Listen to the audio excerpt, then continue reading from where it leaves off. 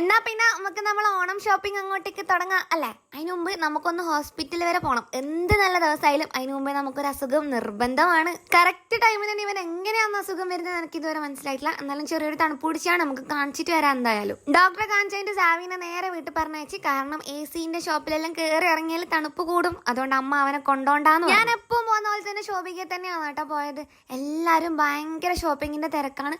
പക്ഷെ എന്തേന്നറിയില്ല, എനിക്ക് തീരെ മൂടില്ല ഒന്നും നോക്കാം. ആദ്യം ഞാൻ ചുരിദാറിന്റെ സെക്ഷനിൽ ഒന്ന് പരുതിയെങ്കിലും എനിക്കൊന്നും ഇഷ്ടപ്പെട്ടില്ല. അപ്പൊ തന്നെ എന്റെ മൂഡ് പകുതിയും പോയി. പിന്നെ ഞാൻ അങ്ങോട്ടൊക്കെ പരുതാതെ നിന്നിട്ടില്ല. ഞാൻ ആദ്യമായിട്ടാണ് ഇങ്ങനെ ഡ്രസ്സിന്റെ ഷോപ്പ് കയറി ഇങ്ങനെ ശോകമുഖമായിട്ട് ഇരിക്കുന്നത്. അതിശയം തന്നെ. ഇല്ലെങ്കിൽ ഞാൻ ഓടി നടന്ന് നോക്കിയാനാടാ. ആടെ ഇറങ്ങിയിട്ട് നമ്മൾ നേരെ ഷോപ്ലെക്സിലേക്ക് പോയി. ഇന്ന് എനിക്ക് ഡ്രസ്സിനോടൊന്നും ഇൻട്രസ്റ്റ് ഇല്ലെങ്കിലും ഡേറ്റൊക്കെ ഒരു കുറവില്ല കേട്ടോ. ഞാൻ കാണുന്നിടത്ത് ഓരോ സാധനം എടുത്ത് തിന്നുന്നുണ്ടായി. മൂത്തക്കാങ്കിൽ ഒരു ലോഡ് സാധനം വാങ്ങാനുണ്ടായിരുന്നു. അതിൻ്റെ ഇടയിൽ ഞാനും അല്ലറ ചില്ലറ സാധനം എല്ലാം പൊറുക്കിയെടുത്ത് അങ്ങനെ ബില്ലും ചെയ്ത് നമ്മൾ അടന്ന് വേഗം ഇറങ്ങി. ഗൈസ് വേഗം 11 മണിയായി.